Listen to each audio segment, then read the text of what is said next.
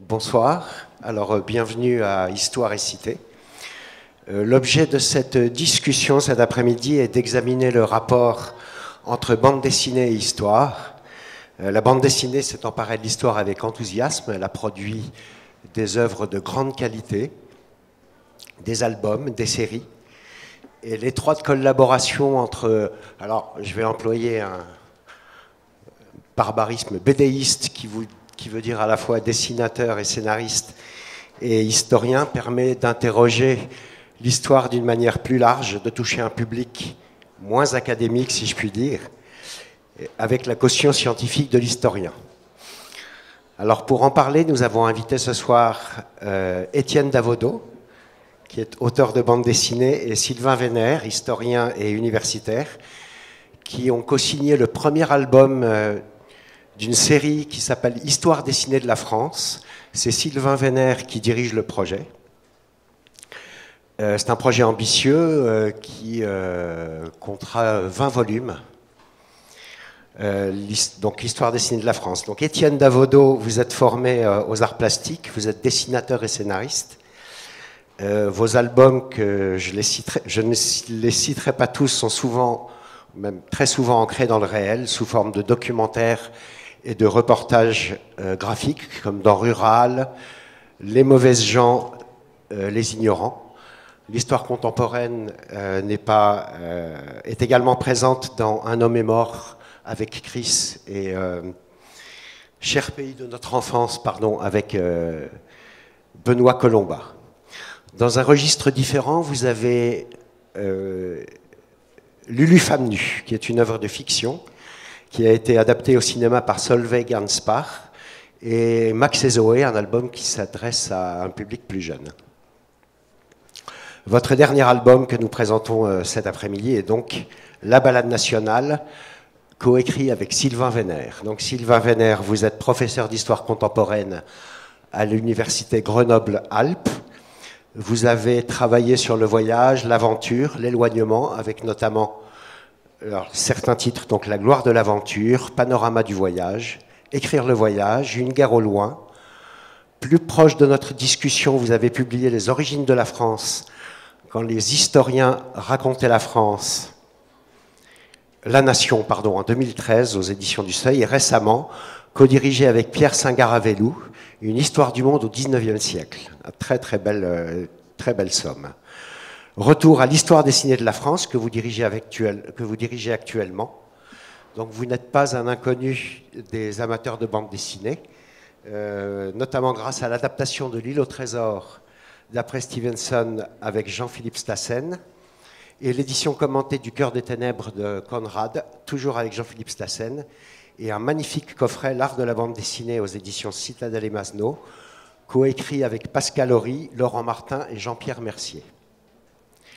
Alors si vous voulez bien, j'aimerais que nous intéressions d'abord à l'un de vos albums, Étienne Davodo, Les mauvaises gens, une histoire de militants, qui est un album largement autobiographique et qui raconte une histoire d'émancipation individuelle et sociale qui est tout à fait dans la thématique de notre festival.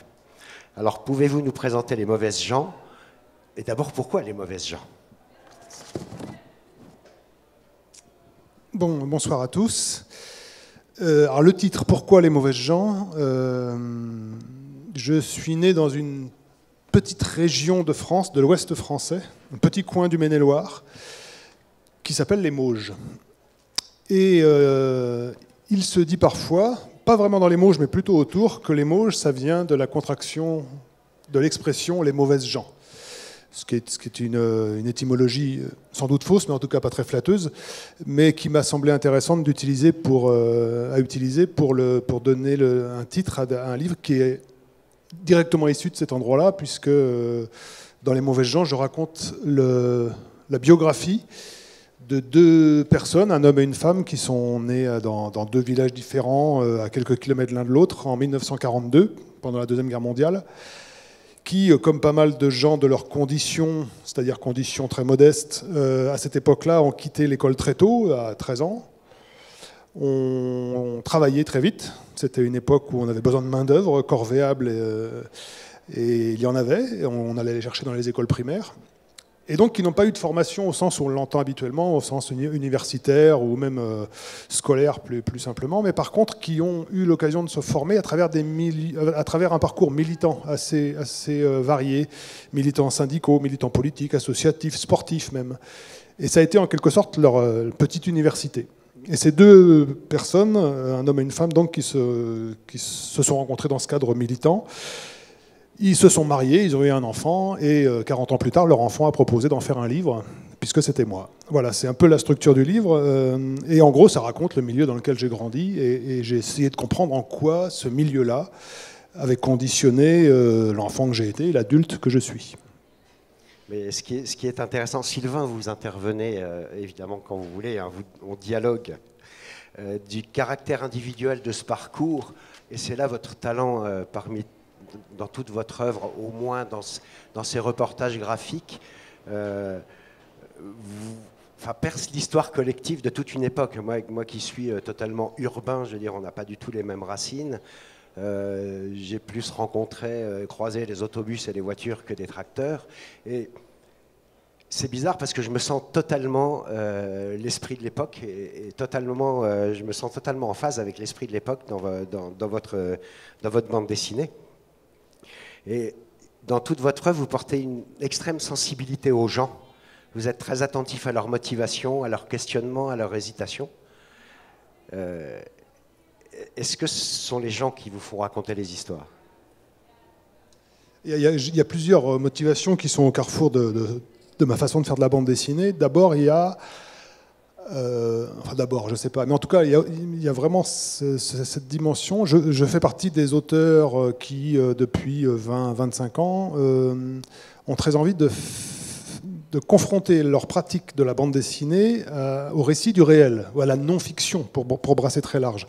Historiquement, la bande dessinée, elle s'est beaucoup développée dans le monde de la fiction, dans le monde de l'imaginaire. Et évidemment, elle avait tout ce qu'il fallait pour faire ça, parce que techniquement, à part l'imagination et les capacités techniques de l'auteur, on n'a pas beaucoup de freins pour inventer des mondes, pour aller emmener des personnages sur des planètes lointaines ou dans des époques lointaines. Et cette faculté qu'elle a assez librement d'aller chercher des univers lointains a sans doute fait qu'elle a délaissé longtemps le ici et maintenant. Voilà.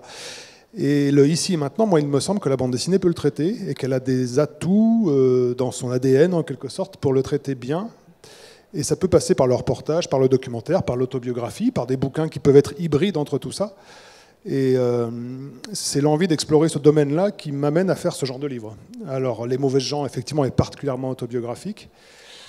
Mais même quand je fais d'autres livres de cette veine-là, je m'appuie beaucoup sur le récit d'expériences humaines. J'essaie de trouver des gens dont le parcours et le récit du parcours puissent faire écho à des thématiques plus larges, à être représentatifs effectivement d'une société, d'une époque, d'un lieu, puisque à mon avis l'expérience humaine racontée, elle n'a de sens que si elle fait écho à d'autres expériences humaines, et notamment à l'expérience des gens qui lisent le livre. Enfin, quand je lis une biographie, quand je lis le récit de la vie de quelqu'un, je le lis forcément en écho à ce que moi j'ai connu, à mes références. Et il me semble que ces livres-là fonctionnent plus efficacement si cet écho-là existe. Et vous êtes un des acteurs, ce que je voudrais dire, de l'évolution de la bande dessinée qui est passée, je vais caricaturer grossièrement, mais qui est passée des petits Mickey à une bande dessinée qui s'adresse à des adultes. Et la bande dessinée est un formidable médium. Je crois que Sylvain, vous avez bien compris la chose aussi, un formidable médium non seulement de distraction, mais aussi didactique, d'apprentissage. Et je pense que vous utilisez ça de manière très intelligente. Sylvain, le projet d'histoire dessinée de la France,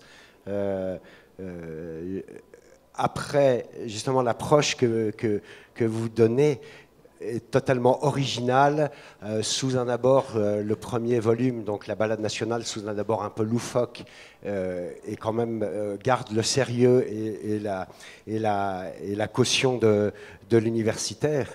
Mais j'ai lu quelque part que vous étiez quelqu'un qui aimait jouer, que vous aimiez le côté ludique des choses, vous vous intéressez à l'aventure. Et est-ce qu'à la base, ce projet ne participe-t-il pas de ce côté ludique? Bonsoir, merci pour l'invitation. Oui, Sans doute, étant entendu que c'est pas une appétence personnelle. Enfin, je suis pas joueur, par exemple. Moi, je joue pas les jeux de société, je joue pas d'argent, j'ai jamais joué au loto de ma vie, je crois. Mais qu'il y a une façon sérieuse de jouer.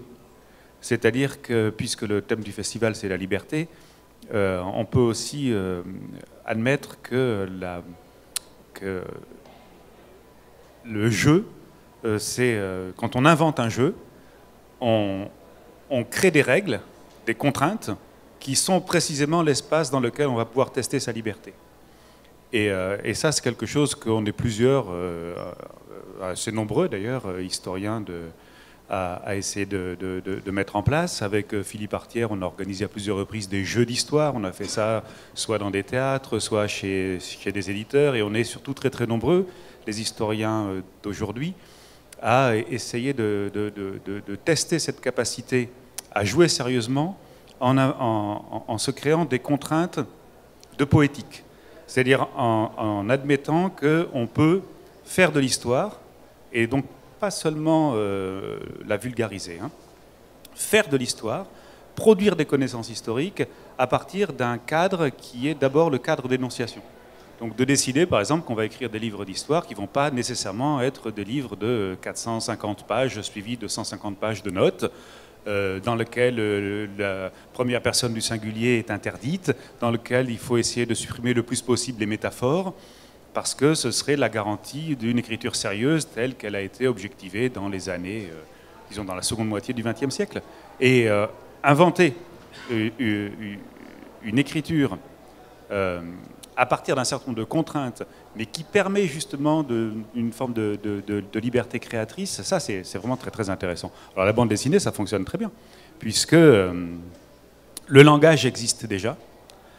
Il a été codifié depuis très longtemps, bien avant d'ailleurs le passage de la bande dessinée pour les enfants à la bande dessinée pour les adultes. Hein. Ça permet une très très grande marge de liberté parce qu'on peut associer le texte et le dessin de la façon dont on veut dans l'espace d'une page. Et en même temps, en fait, on ne prend pas tant de liberté que ça par rapport, enfin, par exemple dans la balade nationale, par rapport à ce que faisaient les auteurs de bande dessinée pour enfants des années 1950. C'est pas vrai.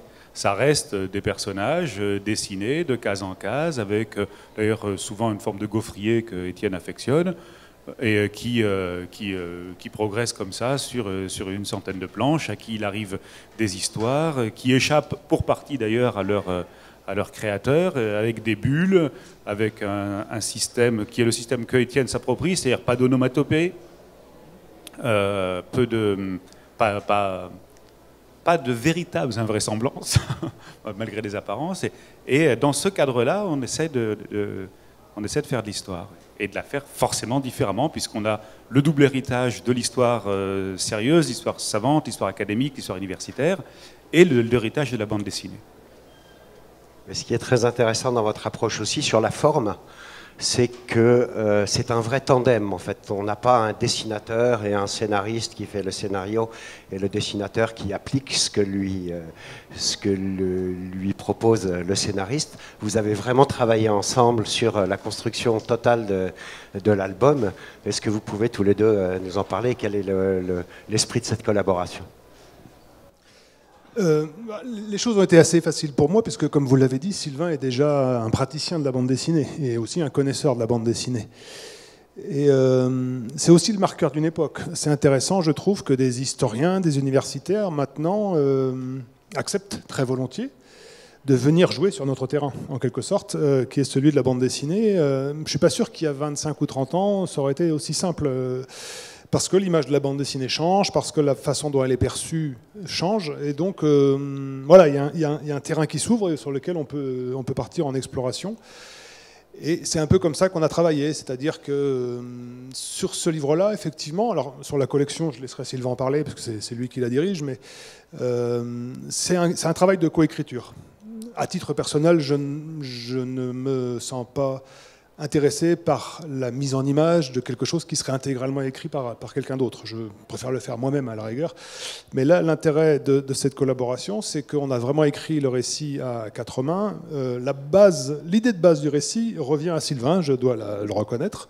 Et l'idée de base, qui est assez astucieuse et qui m'a immédiatement mise en appétit, c'était de reconvoquer à l'époque contemporaine des personnages historiques comme Jeanne d'Arc, comme Molière, qui viennent faire un tour de France en camionnette en 2017, enfin, à notre époque, et qui embarquent avec eux d'autres personnages historiques, et puis qui embarquent aussi avec eux tout ce questionnement sur notre rapport à l'histoire de France, en passant par des hauts lieux de l'histoire de France. Donc effectivement, le jeu, puisque tu parlais de jeu, c'est exactement ça. Le jeu consistait pour nous à donner une forme totalement fantaisiste à un discours savant, en faisant en sorte que la frontière entre les deux soit évidente, même si tout ça est intrinsèquement mélangé au fil des pages. Et narrativement, c'était un jeu, un authentique jeu. Et moi, j'ai appris beaucoup en faisant ce livre-là. Et je fais aussi mes livres pour apprendre, au moins autant pour apprendre que pour dire. Et surtout, voilà, on a réellement fait de la bande dessinée, me semble-t-il. Et si les 19 autres bouquins derrière fonctionnent sur le même principe, il y aura une espèce d'unité qui sera sans doute assez efficace à tout point de vue. Oui, pour expliquer le principe de la collection, on a une sorte de boussole qui est à la fois un modèle et un contre-modèle, qui est l'histoire de France en bande dessinée des années 1970, qui avait été édité par les éditions Larousse, qui est un modèle parce que moi je l'ai lu quand j'avais une dizaine d'années, enfin quand j'étais gamin, et que ça fait partie de ce qui a nourri mon intérêt pour l'histoire. Et c'est aussi un contre-modèle parce que je pense qu'aujourd'hui c'est presque plus lisible, pour deux raisons. C'est que d'une part, l'historiographie a considérablement évolué, et que dans l'histoire de France en bande dessinée, Larousse des années 70, on racontait l'histoire de France un petit peu sur le modèle du récit national qui s'était élaboré au XIXe siècle, au moment même où il y avait de grands craquements dans la discipline, où les historiens français devenaient une sorte d'école sur laquelle beaucoup d'historiens jetaient les yeux avec les annales, puis la deuxième génération des annales, l'importance de l'histoire sociale, l'assomption de toute une série de sciences auxiliaires de l'histoire. En fait, quand il s'agissait de faire de l'histoire en bande dessinée, on la faisait comme on la faisait à la fin du XIXe siècle. Et d'une certaine façon, ce que faisaient les auteurs des années 1970, c'était une application du petit Lavis en bande dessinée. Et puis l'autre raison qui fait qu'aujourd'hui ça devient difficile à lire, c'est que la bande dessinée aussi a beaucoup évolué depuis les années 1970, et que quand on regarde cette histoire de France en bande dessinée, alors c'est pas vrai pour tous les chapitres, hein, mais pour une grande partie d'entre eux, on n'a pas une histoire en bande dessinée, en réalité on a une histoire illustrée, avec un texte qui court en haut des cases, et puis des images, avec certes des bulles et des personnages, mais qui viennent en général illustrer le texte qu'il y a en haut de la page, et tout ça, en haut de la case, et tout ça dans un dessin très très réaliste. Le projet qu'on propose, nous, c'est d'une part de revenir sur cette historiographie héritée du XIXe siècle, en essayant d'intégrer le plus possible dans les 20 volumes de la collection l'histoire telle qu'elle s'écrit aujourd'hui, avec ce tournant historiographique qui a été pris dans les années 1980, cette attention qui est portée aux représentations, aux sensibilités, aux émotions, aux circulations transnationales, tout ce qui fait à la construction des identités, bref, tout ce qui fait l'histoire telle qu'elle s'écrit depuis une quarantaine d'années, d'une part. Et c'est aussi, d'autre part, d'essayer d'intégrer à la bande dessinée telle qu'elle se fait aujourd'hui, c'est-à-dire le plus souvent à base d'un dessin non réaliste, avec cette idée aussi que ce dessin non réaliste et les 20 albums de la collection auront des dessinateurs très différents. Étienne, Nicobi, Jeff Pourquier, Hugues Micol, Georges Gonzalez, Vincent Sorel, Sophie Guérive, pour parler des albums qui sont actuellement soit publiés, soit lancés, des styles graphiques extrêmement différents et qui, d'une certaine façon, permettent de refléter aussi la variété des approches de l'histoire et de sortir de cette idée qu'on peut raconter l'histoire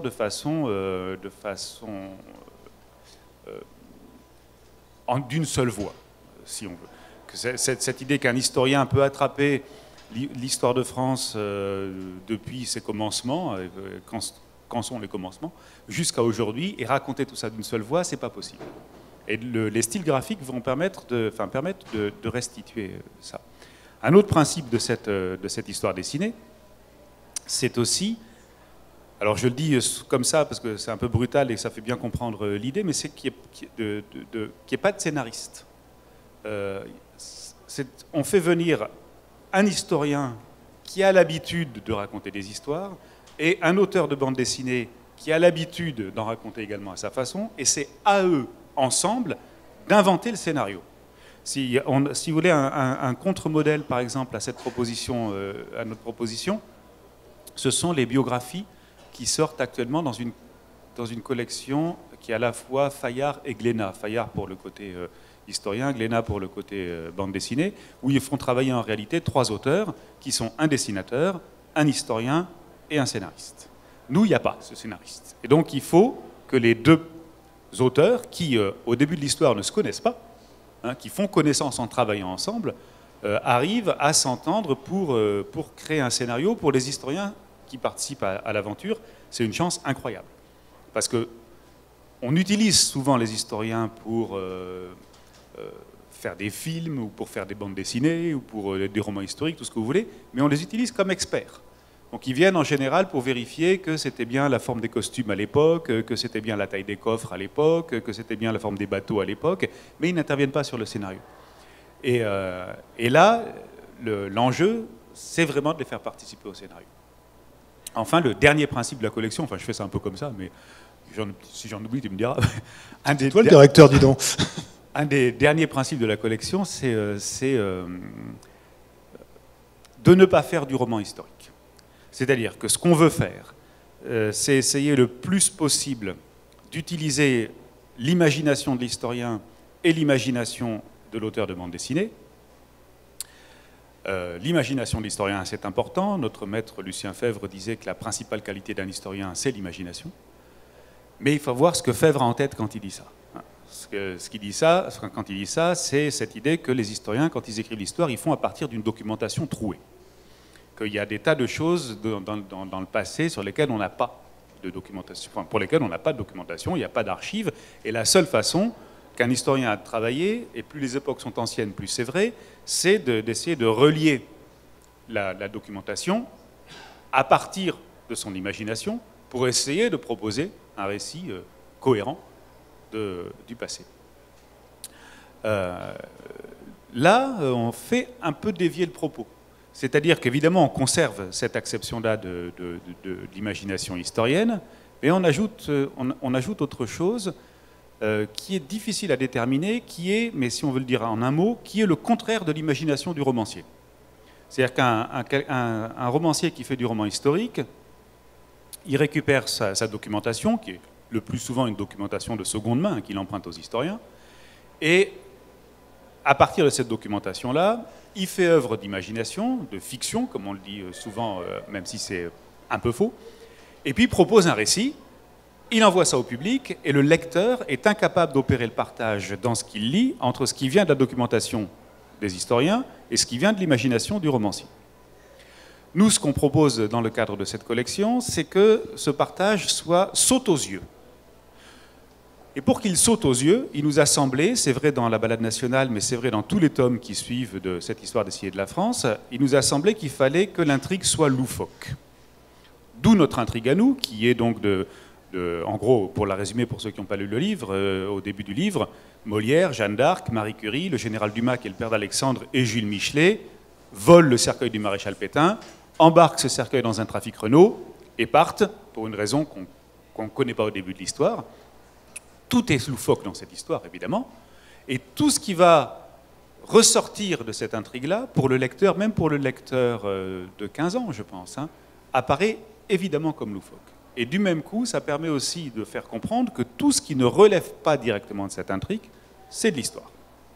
Alors dans le tome 2, les auteurs se sont mis en scène eux-mêmes, c'est-à-dire que l'historien Jean-Louis Bruno et le dessinateur Nicobi arpentent toute une série de lieux et évoquent l'histoire de la Gaule, mais ils créent également le même genre de télescopage temporel, puisqu'à un moment donné, ils se retrouvent dans une librairie parisienne où Jules César est en train de dédicacer les commentaires sur la guerre des Gaules et se fait attraper par Poséidonios qui est dans le public et qui explique que dans les commentaires sur la guerre des Gaules, il y a toute une série d'erreurs que César a volontairement introduites et Jean-Louis Bruno intervient lui-même et là encore, cette scène est tellement absurde que on comprend ce qui relève de l'intrigue, qui donne aussi envie de lire la bande dessinée, l'intrigue loufoque, et ce qui relève de l'histoire. Et c'est la même chose pour la suite. Là, on est en train de finaliser les tomes 3 et 4 qui sortiront en septembre. Le tome 4, si je vous le résume grossièrement, c'est les Monty Python chez les Mérovingiens. C'est-à-dire qu'il faut intervenir toute une série de personnages dans toute une série de styles graphiques différents, dans une intrigue qui est complètement délirante, mais qui permet aussi au lecteur de bien comprendre ce qui vient de l'imagination des auteurs dès lors qu'ils inventent leur intrigue, et ce qui vient de l'histoire. Ça a une autre vertu, ce télescopage des époques, le fait de mettre Jeanne d'Arc à côté de Michelet, par exemple, dans le monde contemporain, c'est que ça permet d'introduire quelque chose qui, en général, fait fuir les lecteurs, qui a un genre ingrat, qui est l'historiographie. Alors, je le sais, pour avoir écrit un et même plusieurs livres d'historiographie, c'est pas facile de rendre l'historiographie sexy. Raconter une histoire, raconter une guerre, raconter une biographie, tout de suite, le lecteur est dedans. Raconter comment des historiens se sont étripés pour savoir si tel ou tel événement historique s'était passé de telle ou telle façon, on est déjà dans une histoire au second degré qui n'intéresse pas, d'autant plus qu'il n'y a rien de moins intéressant que les vies des historiens. Donc la solution consiste à user justement de toutes ces capacités de l'imagination, de cette imagination qui est l'imagination des auteurs de bande dessinée, mais aussi de cette imagination qui est l'imagination des historiens, pour mettre en scène l'historiographie. Par exemple, dans la balade nationale, il y a un moment que j'aime bien comme ça. Nos personnages se sont arrêtés sur l'aire d'autoroute qui est au-dessus de la ville de Carcassonne pour aider des gens qui ont crevé. Et Jeanne d'Arc aperçoit la cité de Carcassonne et dit qu'est-ce que c'est cette ville là-bas? Et donc l'un des personnages dit c'est la cité de Carcassonne, c'est une des gloires du Moyen-Âge français. Et elle regarde ça comme ça en disant mais quand même, c'est vrai que ça a l'air d'être une ville du Moyen-Âge, mais pas seulement. Il y a quelque chose de bizarre. Et ça permet de faire de lancer une petite discussion qui va très vite, hein, c'est l'affaire d'une planche, qui permet à Michelet d'expliquer quel était le travail de Viollet-le-Duc au XIXe siècle quand il a refait la cité de Carcassonne, qui permet à Molière de protester sur le fait que les romantiques en voulaient aux classiques du XVIIe siècle, essayer de recomposer une façon de voir l'histoire, et qui permet à Jeanne de dire qu'au XVe siècle, la question de l'essence de la nation française ne se posait pas. Et tout ça, c'est à la fois de l'histoire, de l'historiographie, mais c'est aussi noué dans une intrigue qui, pour loufoque qu'elle soit, permet de donner au lecteur, qui souvent n'y va pas, des connaissances en matière d'historiographie. Oui, alors justement, l'approche est totalement originale et se lit comme une bande dessinée. Par contre, on garde toujours, effectivement, vous avez raison, un côté didactique au-delà du loufoque. Et il y a aussi à la fin de l'album un cahier qui explique les personnages et un peu la genèse, les origines, justement, on va peut-être en parler, du projet. Si vous voulez savoir le choix des personnages, Étienne et Sylvain, c'est quoi? Quelque chose de très représentatif pour vous, d'être capable de décrypter pour des gens de notre époque la sensibilité de chacun des personnages par rapport à ce qu'ils rencontrent dans cette balade nationale? Alors, je commence à répondre parce que le choix des personnages au départ, c'était mon idée, puis après vous allez voir qu'Étienne en a fait autre chose, mais ça pourrait être n'importe quel autre personnage. Hein. L'idée, c'est qu'il ne faut pas qu'ils soient trop peu nombreux ni trop nombreux. Ça, c'est pour des raisons d'économie narrative. Donc 5, c'était bien. Il fallait qu'ils tiennent dans le camion aussi. Et donc, on les a réunis en fonction de principes simples. Il fallait qu'il y ait des hommes et des femmes. Il fallait qu'ils soient représentatifs d'un spectre un peu large de la société, qui soit né à Paris, qui soit né en province, qui soit né à l'extérieur du territoire métropolitain, ce qui est le cas de Marie Curie et du général Dumas. Il fallait qu'il y ait des artistes, des savants, des militaires, Michelet nous servait parce que ça nous permettait de revenir sur son idée de l'histoire comme résurrection du passé intégral. Il fallait qu'il y ait des gens qui appartiennent à toutes les époques historiques. Donc Jeanne pour le 15e, Molière pour le 17e, Dumas pour le 18e, Michelet pour le 19e, Marie pour le 20e, étant entendu qu'on ne fait venir personne avant le 15e siècle parce qu'il est difficile de parler tout simplement de France avant la fin du Moyen-Âge, ce qui est l'occasion aussi pour les personnes, enfin on peut le montrer ça aussi sans le dire, quand Vercingétorix leur pose un lapin à Gergovie, on ne le voit pas, ça a deux vertus, cette scène-là aussi, et c'est assez explicite. C'est d'une part, les personnages peuvent dire, bon, ben, ok, d'accord, donc on ne saura jamais à quoi ressemble Vercingétorix. Et ça, c'est intéressant de le dire en bande dessinée, parce que la tentation de la bande dessinée, c'est de se dire, ben, de toute façon, peu importe, on n'a pas de représentation figurée de Vercingétorix, mais je peux le dessiner quand même, et donc d'en faire, comme dans la plupart des cas, un géant blond moustachu, parce que probablement à quoi il ne ressemblait pas. Et puis, ça a une autre vertu qui est justement de se dire, non, Vercingétorix, 1er siècle avant notre ère, l'histoire de France, c'est quelque chose qui lui est en grande partie étranger. Et qui lui est complètement étranger. Et ce n'est que par une reconstruction postérieure qu'on peut associer Vercingétorix, c'est tardif d'ailleurs, au milieu du 19e siècle, à l'histoire de France. Donc, il y avait toutes ces raisons-là, parce que ça permettait d'aborder toute une série de problèmes, donc les problèmes des temporalités du 15e au 20e siècle, les rapports hommes-femmes, la question de savoir ce que c'est qu'un grand homme dans l'histoire, tout ça, et surtout ça crée des tensions. Et ces tensions entre les personnages, elles peuvent être, si c'est bien conduit, le moteur du récit. Voilà, moi j'en étais là, mes réflexions, quand je propose le projet à Étienne. Voilà, et moi, quand j'ai écouté ça, je me suis dit deux choses. Ce livre-là, je veux le dessiner, parce que j'ai vu qu'il y avait une potentialité terrible à faire se confronter ces 5 personnages pendant une balade autour de la France, avec toutes ces idées que Sylvain vient de résumer. Mais je me suis dit aussi, il manque un truc. Il manque, et là c'est vraiment une question de scénariste, c'est pas une question d'historien, encore que vous allez voir, ça se recoupe. Il me manque la réponse à la question, ok, mais pourquoi ces gens prennent une bagnole et partent faire le tour de France ? Il faut que quelque chose propulse le récit au sens propre. Et donc j'ai proposé à Sylvain l'hypothèse suivante. Et si ces 5 personnages historiques du 15e au 20e siècle étaient venus en France pour kidnapper le corps du maréchal Pétain, le cercueil du maréchal Pétain à l'Île-Dieu, et pour l'emmener ailleurs ? Ce qui est une hypothèse assez absurde, mais puisque l'absurde était notre carburant de base, c'était pas une raison pour se priver. Et puis surtout, c'est une hypothèse qui n'est pas si absurde que ça, parce que ça s'est déjà passé. En 1973, des gens ont kidnappé le cercueil du maréchal Pétain à l'Île-Dieu et l'ont ramené sur le continent. Bon, ça s'est très mal terminé, ils ont été rattrapés par la police assez vite. C'était des gens qui étaient affiliés à l'extrême droite, qui étaient mandatés par l'avocat Tixier-Vignancourt, et qui voulait emmener le cercueil du maréchal Pétain à Douaumont, là où Pétain voulait être avant de mourir. Bref, en tout cas, pour absurde que ce soit, c'était pas totalement impossible, la preuve, ça avait été fait.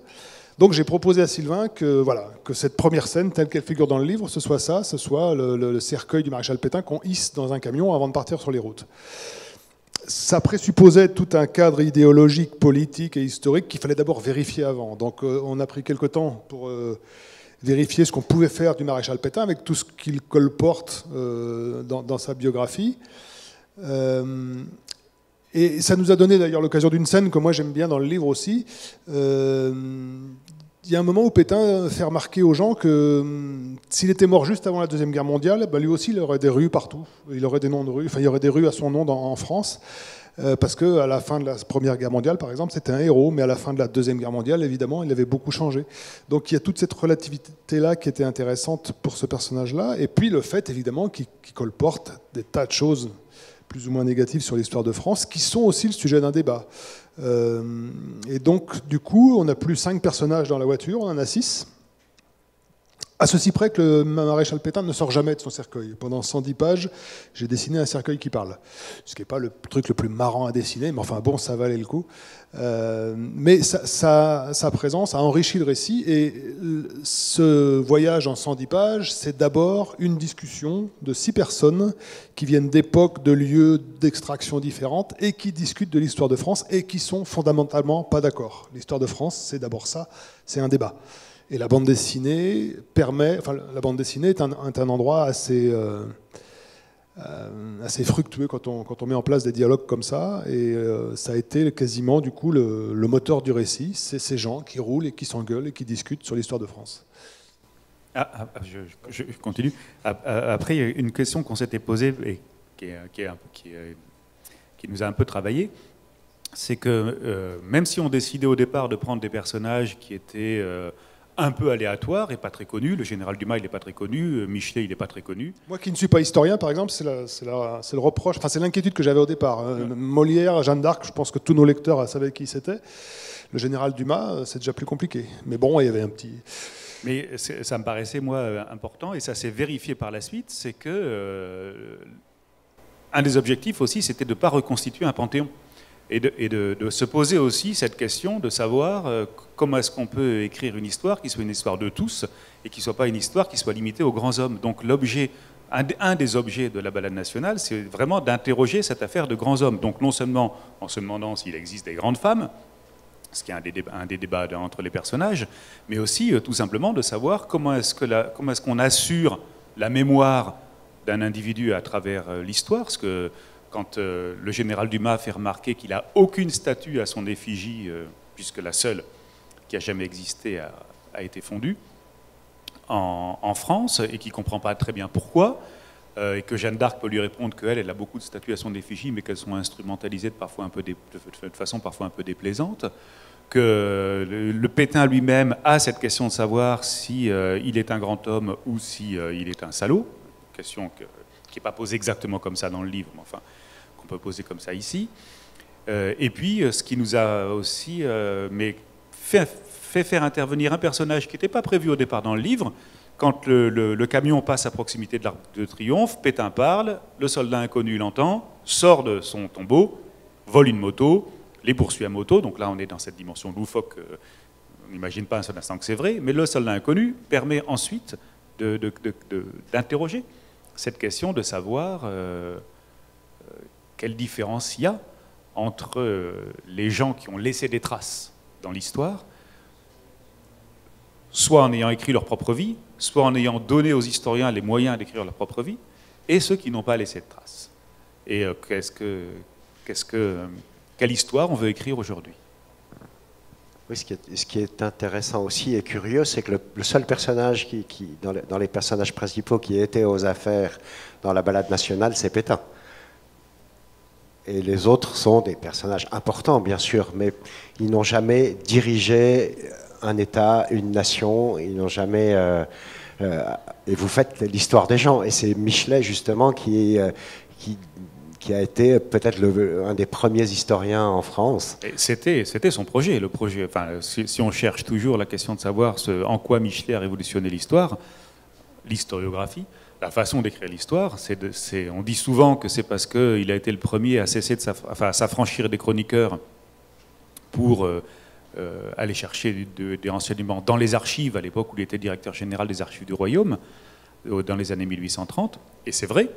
Mais s'il a fait cet effort-là, c'est précisément parce que ça correspondait à un vœu qui était d'ailleurs le vœu d'une génération, qui consistait au lendemain de la Révolution à écrire l'histoire du peuple et plus seulement l'histoire des grands capitaines, disons. Et donc c'est le rôle qu'endosse le soldat inconnu qui du coup, de façon un peu imprévue, s'invite dans le débat après cette poursuite à moto. Il rejoint tout le monde devant la cathédrale de Reims. Et puis là, on a des problèmes qui arrivent, pas prévus, qui m'arrivent surtout à moi, c'est dessinateur. Comment je dessine le soldat inconnu sans lui dessiner de visage? Si je lui dessine un visage, il n'est plus inconnu. Et donc, quand le soldat inconnu rattrape notre troupe, il cache son visage en expliquant ça, qu'il ne peut pas montrer son visage. Et il faut qu'on trouve une solution. Il y a un moment, on est devant un cas comme ça où on doit trouver une solution. Et il se trouve que le général Dumas, dans les représentations qu'on a de lui, donc général de la Révolution, porte en ceinture une sorte de bande d'étoffe assez large avec les couleurs du drapeau français. Et donc, et ben voilà, il détache cette ceinture qui fait le tour de sa bedaine assez conséquente et la tend au soldat inconnu qui s'en fait un cache-colle. Donc, pour un dessinateur, dessiner un général de la Révolution tendant le drapeau bleu-blanc-rouge à un soldat de la guerre 14, c'est un truc assez amusant. Et puis ça fait sens. Mais c'est quelque chose qu'on a dû improviser quand on s'est dit qu'on allait mettre le soldat inconnu en scène. On s'est dit, mais oui, mais quelle tête on lui donne? On lui donne pas de tête. En tout cas, on ne lui montre pas son visage. Et de façon générale, c'est aussi une interrogation qui est fascinante et qui est propre à l'écriture en bande dessinée que de se demander quels sont les traits des visages des personnages. En général, on dit que l'art qui se rapproche le plus de la bande dessinée, c'est le cinéma. Mais au cinéma, quoi qu'on fasse, les personnages sont prisonniers du corps des acteurs. Alors qu'avec la bande dessinée, et avec un dessin qui est un dessin non réaliste, cette question-là, elle passe au premier plan. Et ce n'est pas une petite question, en réalité, pour des historiens, que de savoir à quoi ressemblaient les gens autrefois. Cette question, elle se pose pour le soldat inconnu, pour des raisons qui sont en l'occurrence des raisons de scénario et de représentation politique, disons. Mais elle se pose aussi pour Vercingétorix, elle se pose aussi pour Jeanne d'Arc, elle se pose de qui on parle quand on parle d'un individu dont on ne connaît pas le visage.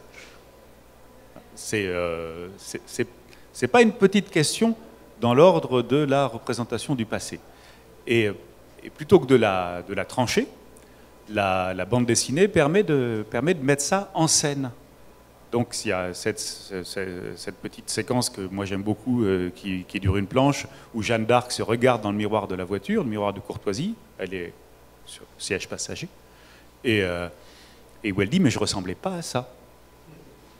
Et où Michelet, qui conduit la voiture, parce qu'à ce moment-là c'est lui le chef, c'est lui qui finalement incarne cette entreprise de résurrection intégrale du passé, lui dit bah, c'est vrai, vous ne ressembliez pas à ça, mais en fait, on ne sait pas à quoi vous ressembliez, puisque on n'a aucun portrait de vous, de votre vivant, qui a été fait par quelqu'un qui vous ait vu. Vous savez, on a un petit truc, un petit crowbar aux archives, mais fait par quelqu'un qui ne l'avait pas connu.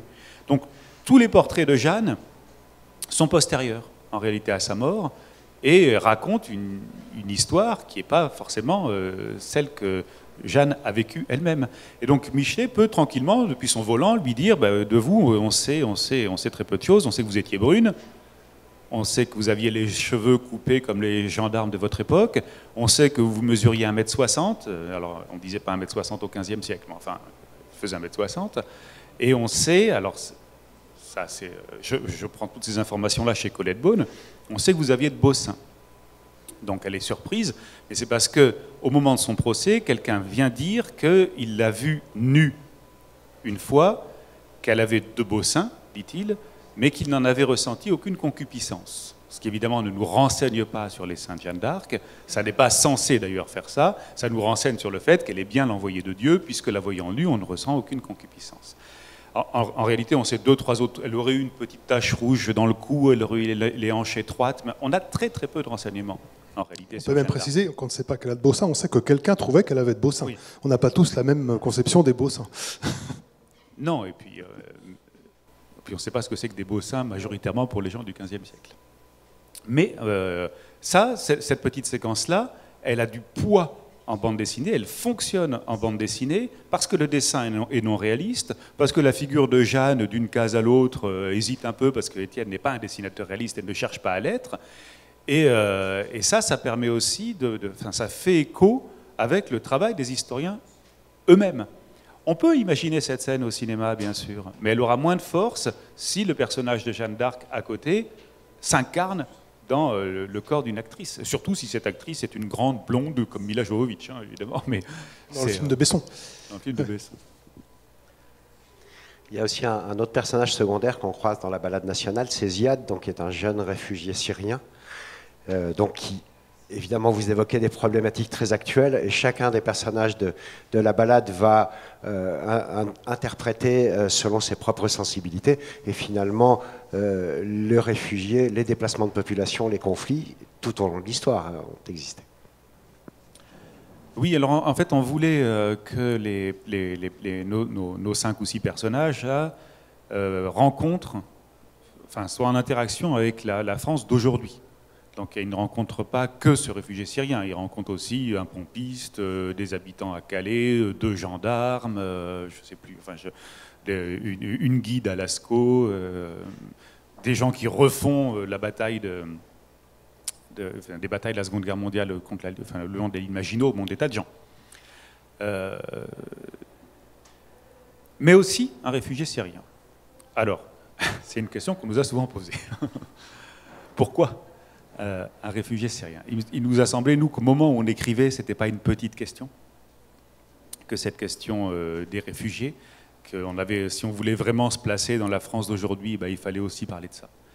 Que finalement, ça résonnait pas mal avec une partie de l'histoire qui est prise en charge par ce volume, qui est un volume inaugural, qui se demande ce que c'est que les origines de la France, quand ça commence, et est-ce que ça commence avec la préhistoire, par exemple, c'est une des hypothèses, et comment est-ce qu'on accroche la préhistoire à l'histoire, et ben, ce qui caractérise fondamentalement la préhistoire, ce sont d'abord ces grands mouvements de population, puis après le mouvement de sédentarisation, et donc cette question de savoir si on est migrant ou si on est sédentaire. Donc un personnage comme ça, ça a du sens. Et puis un des enjeux du livre, enfin, de toute la collection, étant de parler de l'histoire telle qu'elle s'écrit aujourd'hui, ça permet aussi de se demander ce que sont les grands mouvements transfrontaliers ou transnationaux, ou disons les grands phénomènes historiques qui échappent en grande partie au cadre national. Ce personnage-là est l'occasion de faire à un moment donné l'inventaire de tous les mots, enfin de tous les mots, d'une partie des mots de la langue arabe qui sont rentrés dans la langue française. Alors on parle des mots en entier, hein. Si vous prenez les mots en entier, la langue arabe est la 3e pourvoyeuse de mots dans la langue française, derrière la langue italienne et la langue anglaise. Ça leur permet aussi de réfléchir, par exemple, quand ils arrivent à Marseille, puisqu'ils passent aussi par Marseille, à ce que pourrait être, je pense qu'ils recroisent Ziad à ce moment-là, à ce que pourrait être une histoire africaine de la France, faisant écho au livre récent de Patrick Boucheron, donc, dont je suis un des co-auteurs, enfin des 122 co-auteurs, sur l'histoire mondiale de la France. On revient beaucoup avec cet album inaugural avec la question des origines. On voit bien comment ça se passe à Lascaux. C'est que les illustrateurs, je ne sais pas comment trop les appeler, peut-être Étienne, vous trouverez le mot juste, de la grotte de Lascaux ne sont évidemment pas français. Et on voulait savoir quelle était, je voulais justement d'abord savoir quelle est, ouais, à partir de quand est-ce qu'on peut se considérer comme national en fait. Bien sûr, c'est-à-dire que quand les éditeurs m'ont proposé ce projet-là, et qu'il fallait imaginer une histoire dessinée de la France, ou de façon générale, quand il faut imaginer une histoire de France, on peut faire semblant de ne pas voir le problème, et décider de commencer à telle date, ou quand même le voir, et se dire que la bonne façon de faire, c'est de commencer par un volume inaugural qui se demande quand commence la France. Si vous prenez toutes les histoires de France qu'on a écrites depuis, disons, la fin du 19e siècle, vous avez toute une série de dates qui sont proposées pour commencer l'histoire de France. Ça peut être la fondation de Marseille, par les colons qui viennent de Phocée, enfin, en tout cas disons de Grèce, parce qu'on n'est même pas sûr qu'ils viennent de Phocée. Ça peut être l'identification d'une civilisation gauloise qui préexisterait donc à la civilisation française. Ça peut être en plongeant plus en amont encore de la révolution, cette idée de Camille Jullian, la révolution néolithique et la façon dont elle a commencé à façonner un paysage, des réseaux de transport, des premiers finages, etc. Ça peut être la conquête romaine, ça on l'a beaucoup dit, hein, que finalement c'était avec la romanisation que commençait à se constituer dans le monde des cités une une identité propre au territoire qui allait devenir la France. Ça peut être le baptême de Clovis, c'est quand même quelque chose qu'on a longtemps dit aussi, que c'était les grandes invasions puis le baptême de Clovis qui avait assuré la France telle qu'on la connaît. Il y a en fait énormément de théories sur cette question-là. Et en réalité, au fond, aucune n'est fausse, si on admet que c'est juste des théories. C'est-à-dire ce qu'il faut admettre, c'est que ce sont systématiquement des coups de force politiques. Et que défendre l'idée que la France commence avec ce qu'on appelait naguère les races gauloises, c'est défendre l'idée qu'il existe une identité de la population qui d'une certaine façon, transcende toutes les vicissitudes historiques et se retrouve dans un certain nombre de caractères natifs qui seraient, par exemple, si c'est les Gaulois, le fait que nous serions un peuple batailleur, querelleur, brave et rigolo. Nous, ce qu'on voulait faire, c'était faire l'inventaire de la totalité de ces théories sur les origines de la nation, ce qui permet ensuite d'aborder un volume 2 qui est consacré à la Gaule pré-romaine, sans être dupe du fait que la Gaule pré-romaine, c'est important à connaître aujourd'hui si vous voulez connaître l'histoire du territoire actuel de la France, mais que c'est une vue de l'esprit de s'imaginer qu'il y a un lien direct entre les Gaulois et les Français. Alors, c'est vraiment des choses compliquées. C'est-à-dire que, oui, il faut savoir de quand datent les pierres levées qu'on trouve à Carnac, par exemple, et à quoi ça pouvait bien servir. Et pourquoi est-ce qu'on s'est mis à les appeler menhir et dolmen à la fin du XVIIIe siècle, et qu'est-ce qu'on a, de quoi on les a chargés. C'est important parce que quand vous vous promenez en France, vous les voyez, ces pierres levées. Donc ça fait partie de l'histoire de la France d'une certaine façon. Mais il ne faut pas s'imaginer, par contre, qu'il y a une sorte de fil qui lierait de façon un petit peu naïve et mécanique les pierres levées aux Français d'aujourd'hui. Ça, c'est deux choses différentes. Donc faire l'histoire de ce qu'on voit sur le territoire français et faire l'histoire de la façon dont, à partir d'une date qui est difficile à déterminer, mais disons entre la fin du Moyen-Âge et le début des temps modernes, c'est à cristalliser un sentiment national. Et dans la façon dont ce sentiment national s'est diffusé à l'ensemble de la population, ce sont deux choses différentes. Il n'y a pas une bonne histoire et une mauvaise histoire, tout ça est très intéressant, mais là où on ment aux gens, c'est quand on leur explique que le sentiment national daterait, alors des pierres levées, personne n'ose, mais des Gaulois, on ose parfois, hein, ou de Clovis. Étienne, toute la complexité, les rapports entre personnages, les chamailleries, le débat, l'étincelle qui fait le débat, moi j'ai trouvé ça particulièrement clair dans cet album, des problématiques qui sont effectivement pas toujours, des problématiques historiographiques qui ne sont pas toujours exprimées de manière aussi loufoque, aussi ludique, aussi intéressante. C'est un problème pour vous de dessiner ça ? Ah non, enfin un problème, oui, il y avait beaucoup de petits problèmes à régler au fur et à mesure qu'on a construit l'histoire, mais c'est ce qu'on disait au début, hein, en bande dessinée, en tout cas dans cette façon de faire de la bande dessinée, les choses s'incarnent beaucoup par les personnages, et ces 5-6 personnages, même un peu plus avec tous ceux qu'on croise, nous permettent d'évoquer tout ça. Alors, dit comme ça à plat, ça peut paraître un peu austère, mais on a fait en sorte justement que ce soit quelque chose qui soit fluide, qui soit vivant, qui soit très lisible. Et c'est l'occasion pour nous, et pour moi en particulier, d'aller chercher toutes les potentialités qui sont propres à la bande dessinée pour faire ça. Et c'est, je crois, si cette collection de l'histoire dessinée de la France, dont je ne dessinerai que le premier volume, hein, vous avez compris que chaque volume sera dessiné par un binôme différent, mais si ce cap-là a réussi à être tenu par le gars qui s'en occupe de la globalité, je crois que ça fera quelque chose de très... d'autant plus efficace que ce sera accessible et dense.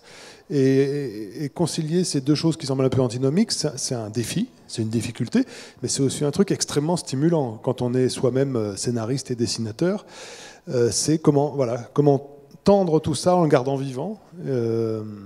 C'est de la bande dessinée, quoi. Mais ce qui est intéressant aussi, c'est que bon, il y a débat, il y a chamaillerie, bien sûr, mais il y a aussi, enfin, je crois que c'est votre regard à vous, une extraordinaire bienveillance entre tous les personnages, en fait, entre les personnages principaux. En fait, il y a quelque chose qui nous a semblé assez nécessaire dès le départ, on en a parlé tous les deux, c'est que sur ce sujet-là, sur ce qui concerne l'histoire de France, ce qui fait de nous des Français ou pas. Alors je sais que nous parlons ici en Suisse, mais enfin bon, c'était notre sujet.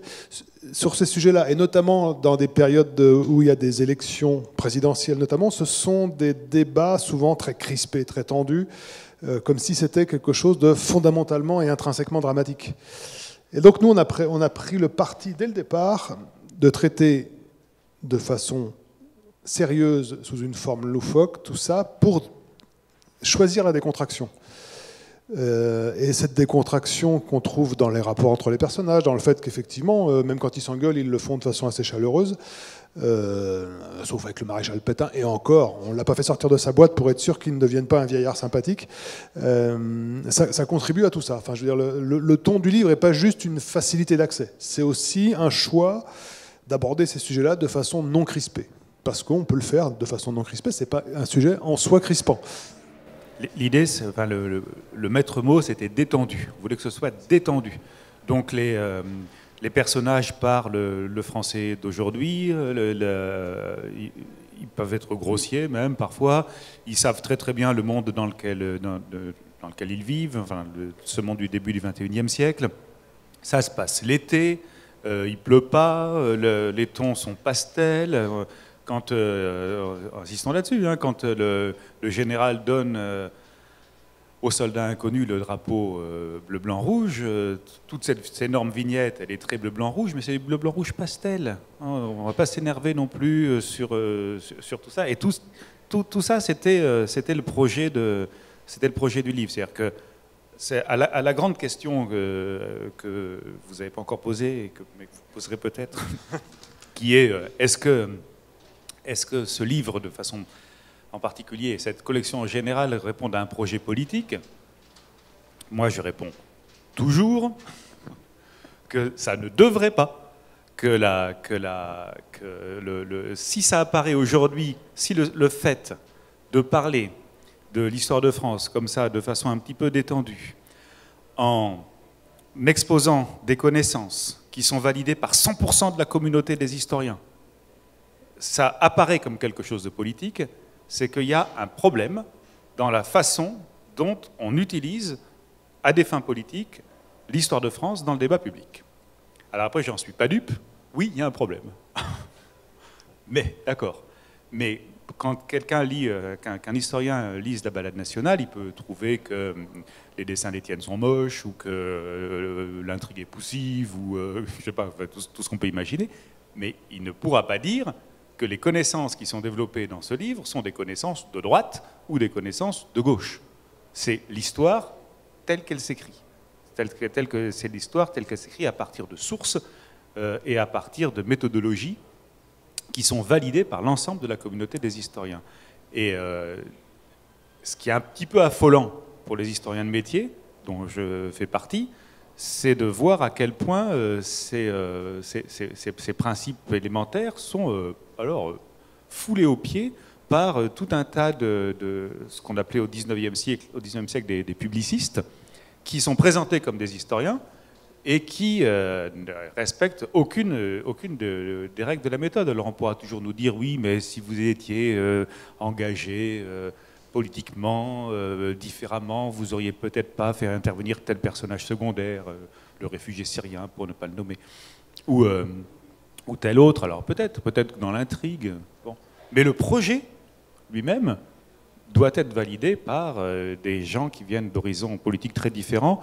Et d'ailleurs, dans l'équipe d'historiens, je connais moins les auteurs de bande dessinée, mais dans l'équipe d'historiens qui a été retenue pour les 20 volumes, il y a des gens qui sont pas, la plupart d'entre eux sont pas très engagés en politique, et pour connaître les idées politiques de 2 ou 3 d'entre eux, ils sont pas tous à gauche. Hein.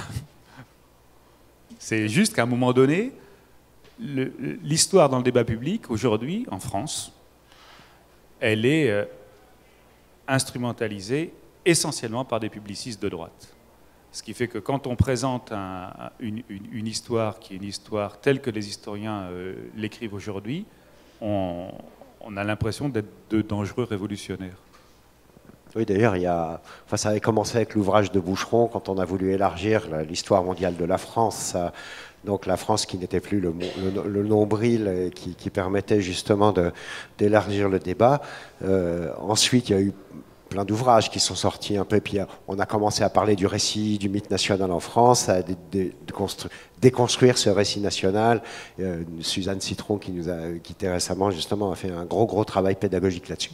Et là, donc, moi, en tant que libraire, je vois qu'il y a resurgence de l'histoire de France telle qu'on l'a racontée avant, chez des éditeurs. Alors, bon, alors, il y a des historiens, hein, sérieux, mais il y a aussi alors des pseudo-historiens, vous avez des gens qui se disent historiens, qui sont plus des gens de médias qu'historiens, et on est vraiment sur le récit de la France du 19e siècle. Bien sûr, et la question, c'est pas tellement pourquoi ils le font, la question, c'est pourquoi ça marche.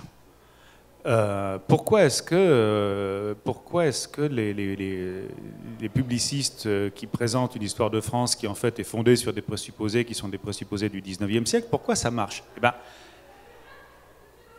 alors on peut toujours faire l'hypothèse qu'on vit dans un monde qui serait dans une société qui serait en train de se droitiser, j'en sais rien, mais je ne crois même pas. Je crois que ça marche parce que ce que nous ont légué les historiens du 19e siècle, c'est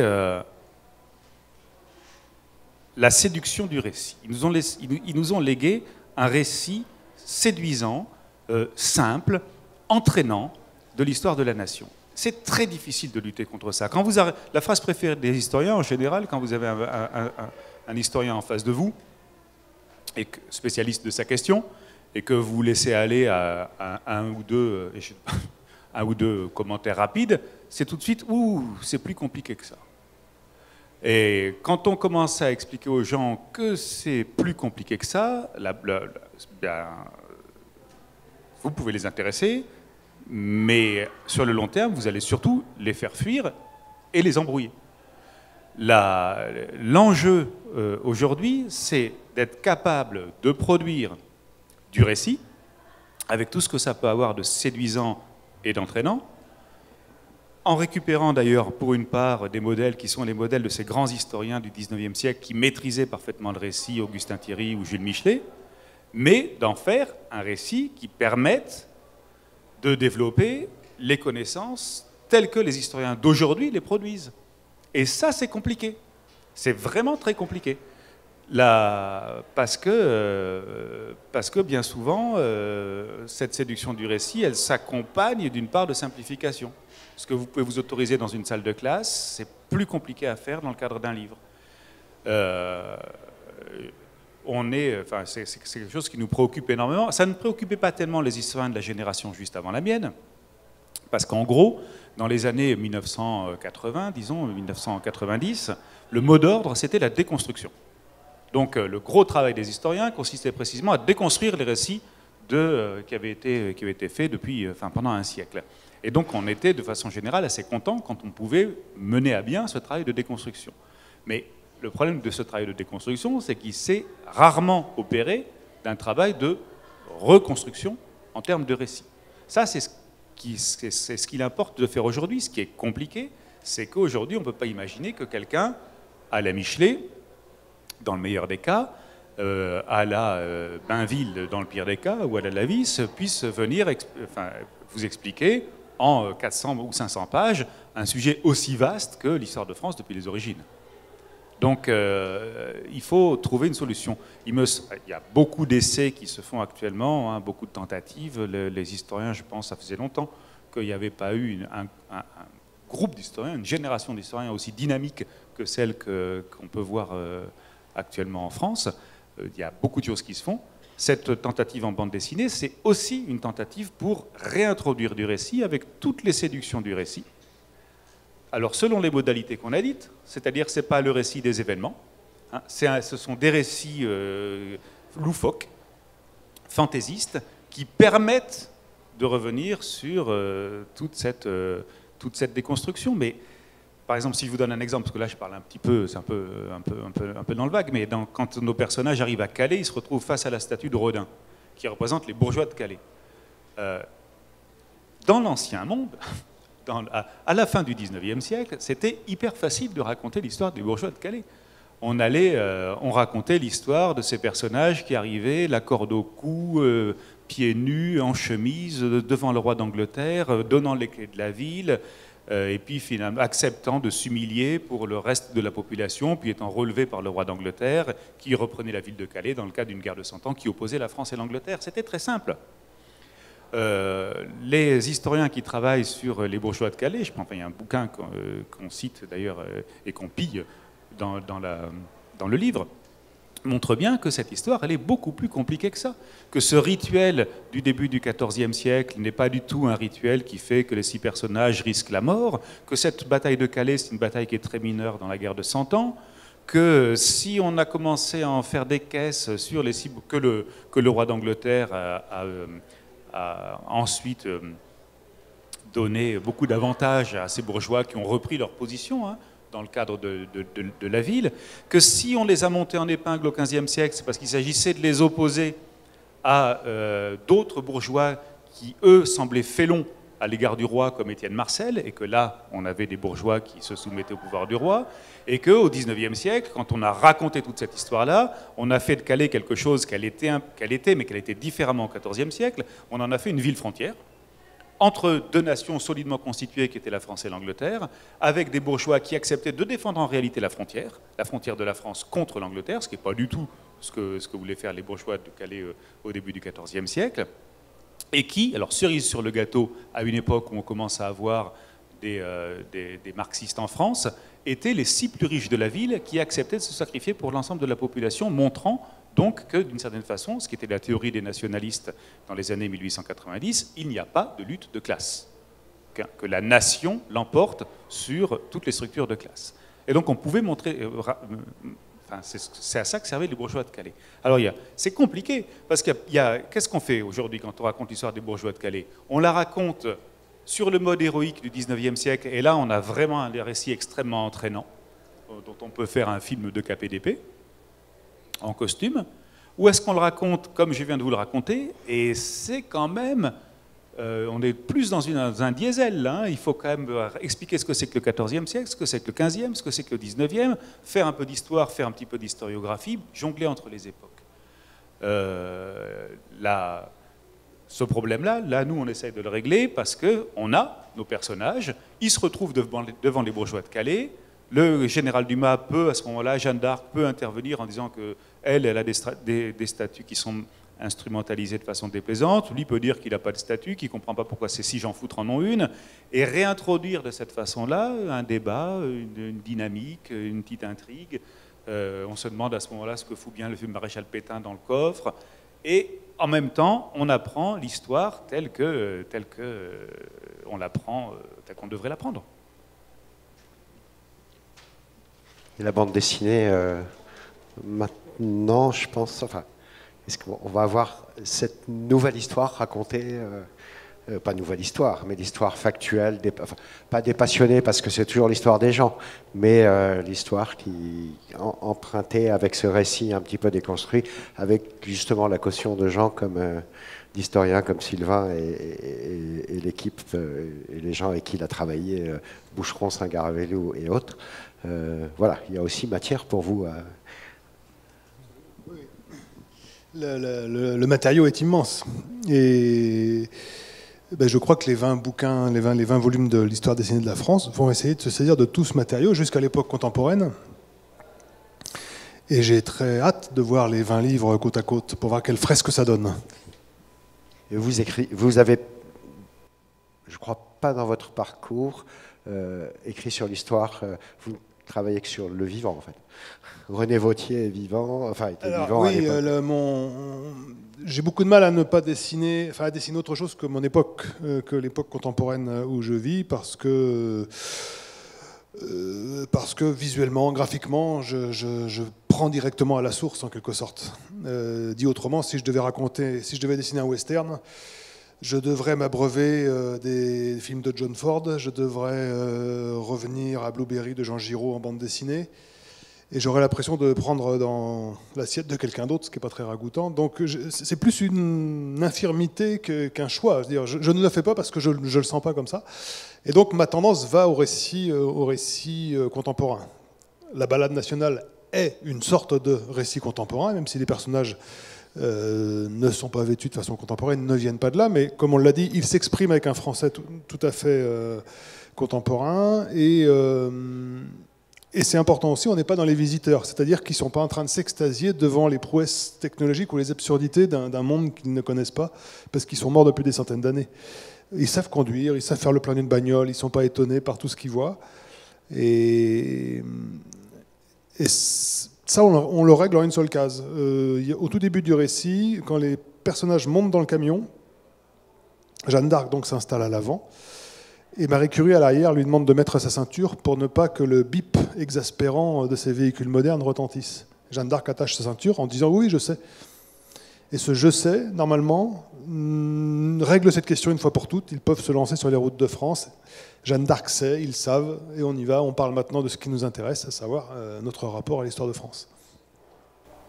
Je crois qu'on va conclure sur le dialogue. Est-ce que vous voulez poser des questions à nos invités, s'il vous plaît?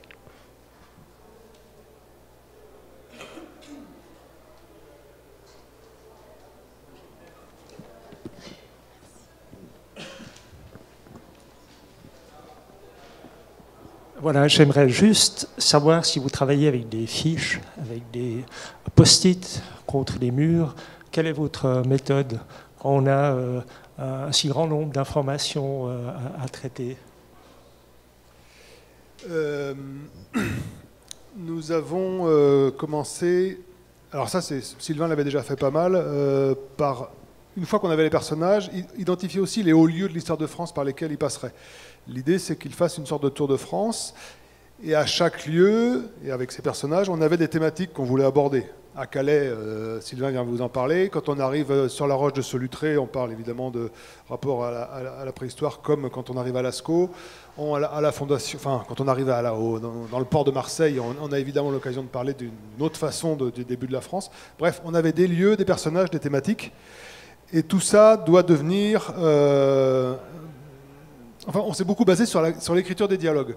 Donc, on allait sur place, on a fait les repérages, on a fait nous-mêmes la balade nationale, on a beaucoup écrit sur place aussi. Rien ne vaut d'être sur les lieux. Moi, j'en ai besoin parce que je vais mettre en scène des personnages qui évoluent dans un décor.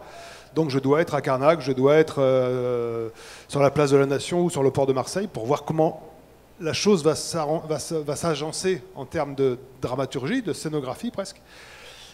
Et du coup, quand on est tous les deux, on est en train déjà d'essayer d'imaginer ce que seront les dialogues.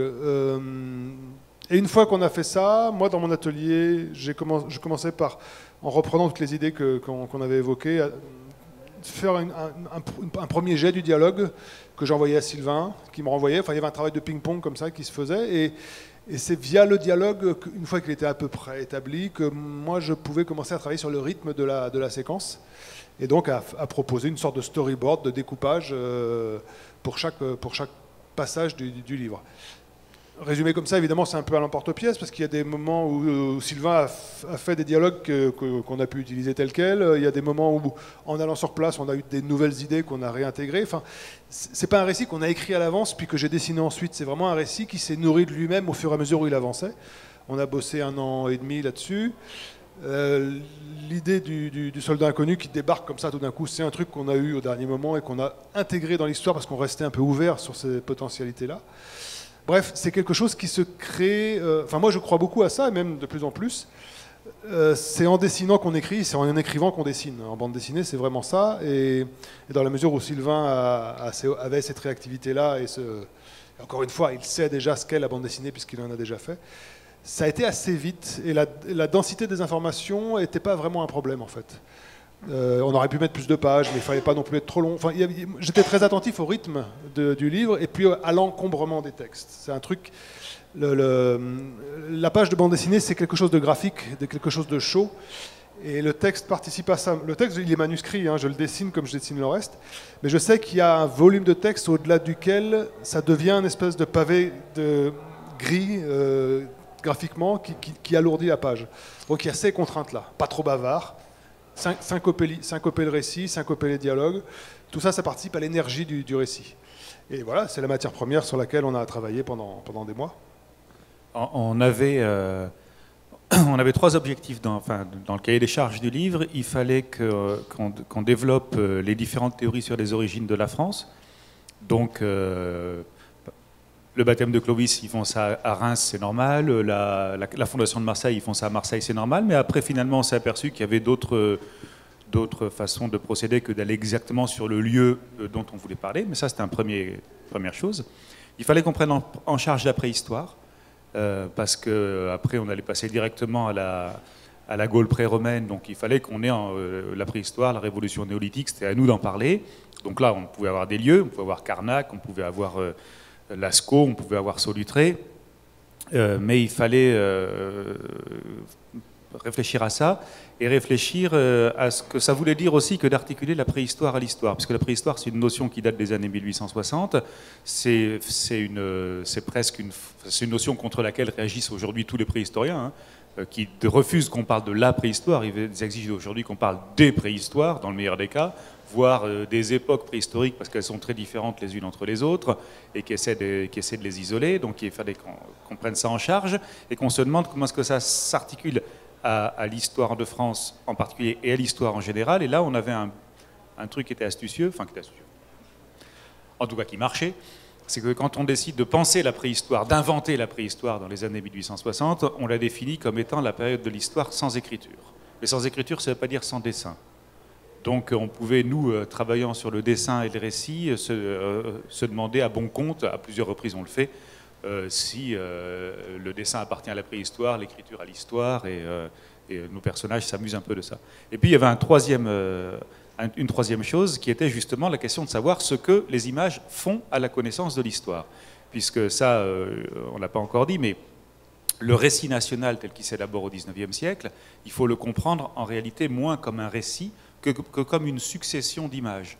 Et de la même façon qu'on a les bourgeois de Calais, on a Saint-Louis qui rend la justice sous son chêne, on a Vercingétorix qui jette ses armes aux pieds de César, on a le panache blanc d'Henri IV, on a toute une série d'images comme ça qui constituent en réalité, comme une sorte d'album Panini, ce qu'est le récit national, l'histoire de France tel qu'on l'a inventé au XIXe siècle. Et le projet du livre, c'était de se demander comment est-ce que ces images avaient été créées, aussi de l'expliquer, pourquoi, à quelle fin et comment, c'est l'exemple des bourgeois de Calais, comment est-ce qu'on peut les relire maintenant. Parfois tout ça, ça se télescope. Par exemple, au départ, quand moi je conçois un premier Tour de France, il ne passe pas par Solutré.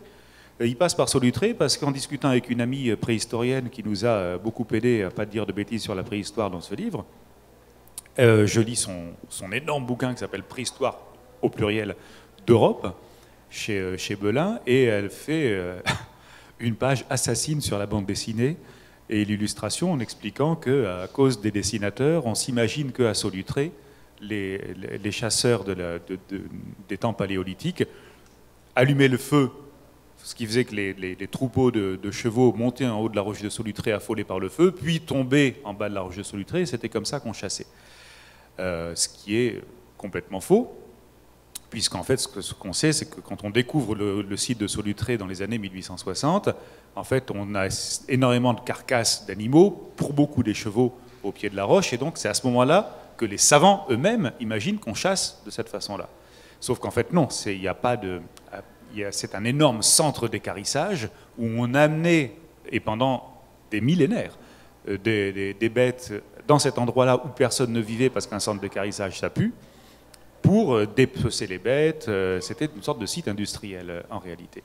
Sauf que ce qui est intéressant dans cette histoire-là, c'est qu'on en veut moins aux savants des années 1860-1870 qui mettent en place cette théorie sur la chasse paléolithique à Solutré qu'aux dessinateurs qui, après, pendant des décennies, vont reproduire des images magnifiques. D'ailleurs, donc Étienne en refait une en noir et blanc, montrant ces chevaux qui tombent du haut de la roche. Et ça en dit long aussi sur ce que les images font à la connaissance historique. C'est-à-dire qu'il y a une persistance de l'image qui est extrêmement forte, parce que ça circule très facilement, les images, ça passe du livre pour enfants à la bande dessinée, au dessin animé, au cinéma, et qu'on va de cette façon-là continuer alors même que les savants eux-mêmes ne défendent plus cette théorie-là, il y a une sorte d'énergie cinétique de l'image qui fait qu'au contraire, on va continuer à avoir cette représentation dans l'œil. Bon, nous, on prend en charge ces trois aspects-là. Donc au début, moi j'ai des listes, hein, je sais va falloir parler de tout ça. J'ai un premier projet de Tour de France. Je suppose qu'à Reims, on va parler du baptême de Clovis, et qu'à Marseille, on va parler de la fondation de Marseille. Et là, jusqu'au bout, j'ai raison. Mais après, comme on fait nous-mêmes le Tour de France, et qu'il faut que tout ça ait une certaine dynamique, eh ben, ça évolue, on rajoute des étapes, on en enlève, et dans certaines étapes, les gens parlent finalement de choses dont on devait parler ailleurs. Une autre question? Merci.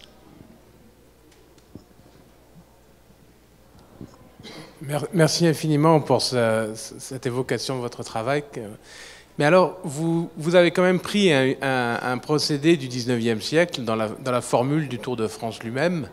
Et alors je me demande dans quelle mesure est-ce que vous affranchissez du récit national, du territoire national. Donc, est-ce qu'on retombe un petit peu quand même sur les étapes que vous avez mentionnées. On les retrouve dans le Tour de France par deux enfants. Est-ce qu'on est dans un récit de cette nature-là, ou est-ce que le territoire impose une structure narrative? C'est une très bonne question. Alors on y a beaucoup pensé. Nous, effectivement, on s'est moulé. Alors, un peu moins dans le Tour de la France de deux enfants, même si en fait on en parle aussi, et Étienne a dessiné Julien et l'autre, enfin les deux enfants du Tour de la France par deux enfants, que de Michelet et de la Vis. C'est-à-dire que le premier tour de France, en réalité, c'est le tableau de la France de Michelet dans le second tome de son Histoire de France en 1833. Et donc on reprend ça, on assume de se fondre dans cette ancienne logique-là, de la même façon qu'on assume le fait de faire une histoire de France, alors que la France n'est qu'une des échelles de l'histoire et pas forcément la plus pertinente. Et en même temps, de la même façon qu'on opère pour l'ensemble de la collection, on met ça en question. C'est-à-dire que d'abord, ça n'est pas un vrai Tour de France. Nos personnages ne passent pas du tout par le sud-ouest, par exemple, et je fais ça, c'est un sacrifice personnel, toute ma famille vient du sud-ouest. On ne prétend pas présenter la totalité de la France. Ensuite, nos personnages débattent de cette question-là, c'est-à-dire que ce que dit le général Dumas, par exemple, à un moment, à Michelet, qui fait la gueule, puisque le premier des tableaux de la France est celui de Michelet, que ceux qui écrivent des tableaux de la France devraient un petit peu sortir de leur cadre. Il a une formule, le général Dumas, il dit... Enfin, on a une formule pour le général Dumas qui dit comment est-ce qu'on peut raconter l'histoire de France sans dessiner un palmier et une orchidée. Ceux qui peignent des tableaux de la France devraient sortir de leur cadre. À ce moment-là, il est derrière dans la voiture, Michelet est devant, il fait la gueule. Et cette question. Et puis alors après aussi, par exemple, quand ils arrivent dans les Alpes, ils interrogent aussi ce que Vidal de Lablache a fait au tableau de la France de Michelet. Avec l'aide de la Vis. Cette idée que la Suisse, c'est les hautes montagnes, que l'Allemagne, c'est la forêt, que l'Angleterre, c'est la campagne du Sussex, cette façon dont se sont constituées des figures paysagères de la nation, comme dit François Walter, qui est prof à l'Université de Genève. Ce que montre François Walter, c'est que ce qui s'est passé entre le XVIe et le XIXe siècle pour la France, c'est que la France s'est de plus en plus explicitement définie comme une patrie universaliste, et que ce qui en témoignait, c'est la théorie de Vidal, c'est qu'on trouve sur le territoire français la totalité des paysages du monde. Et que cette grande variété de paysages, elle reflète justement l'universalisme français. Ça, nos personnages le redisent explicitement. C'est-à-dire que le fait de reprendre la figure du Tour ou du tableau, de la même façon que le fait de reprendre le vieux genre de l'histoire de France, hein, tel qu'il se réinvente au début du XIXe siècle, n'empêche absolument pas, dans cette vieille casserole, de faire une soupe nouvelle.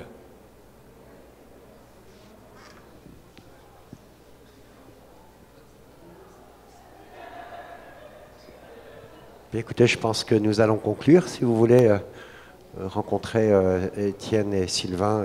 Je crois qu'ils sont présents sur la table de dédicace à la librairie. Merci beaucoup à tous d'être venus. Merci beaucoup.